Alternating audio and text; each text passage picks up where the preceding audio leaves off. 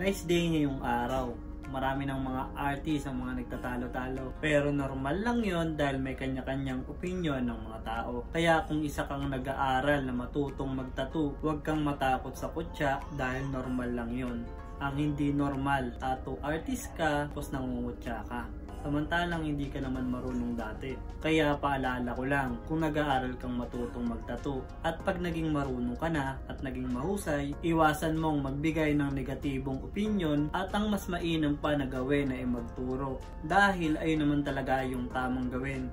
At kung baguhan ka pa lang at nakakaranas ka ng negatibong opinion, huwag kang hihinto lalo na kung galing yon sa kapwa mo pa artist. Dahil ang mga ganong tao ay hindi mo mapipigilan at pagkatao talaga nila yon ang pagiging negatibo. At wag na wag mong gagayahin yung mga ganon dahil hindi ka rin uunlad. Kung mapapansin mo, yung mga kilalang mga tattoo artist nga ay nagtuturo pa. Samantalang yung hindi kilala nagiging negatibo pa. At kung ano-ano pa yung masasakit na opinion na sinasabi. Kaya sa mga nag-aaral matutong magtattoo, magpatuloy lang kayo. Normal lang yung mga komento nila dahil pagkatao nila yon. Kaya ikaw wag mo silang gagayahin. Imbis na kutsain mo sila, tulungan mo pa. Ang hindi talaga kasi maganda yung kapwa artist mo pa yung magbibigay sa'yo ng hindi magandang komento. Kaya ikaw wag ka talagang hihinto kung gusto mo yung ginagawa mo. Dahil kapag huminto ka at tumigil ka, parang sinabi mo na sa kanila na sila na yung panalo. Palaganapin natin yung normal o tulungan natin yung kapwa natin. At kung may nagbibigay sa'yo ng negatibong opinion, okay lang yan. Ang mahalaga ay huwag mo silang gayahin. Para din sa mga mahuhusay, huwag nyo nang patulan yung iba. Kung papatulan nyo, okay lang naman din kung magkakapera kayo. Pero kung hindi nyo papatulan, aangat pa rin naman kayo kasi alam nyo yung ginagawa nyo. At kung sino talaga yung may mabuting ginagawa, siya talaga ang iaangat. At para sa mga nag-aaral magtattoo, magpatuloy lang kayo at susuportahan naman kayo ng mga mahuhusay. At alam nyo naman kung sino yung mga yon at yung mga nagtuturo ng kabutihan at mga nagbibigay ng mga kaalaman. Sa susunod, makikilala kayo at sila yung gayahin nyo. At yung mga brand owner ng tattoo supply, sila din naman ay handang tulungan kayo.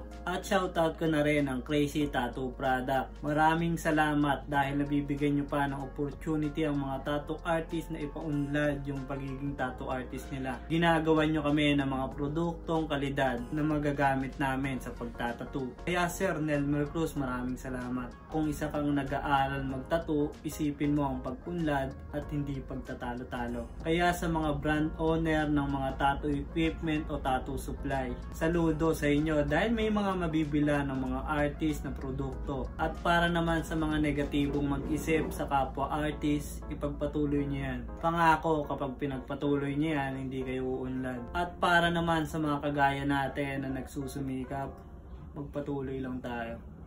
Saludo sa inyo.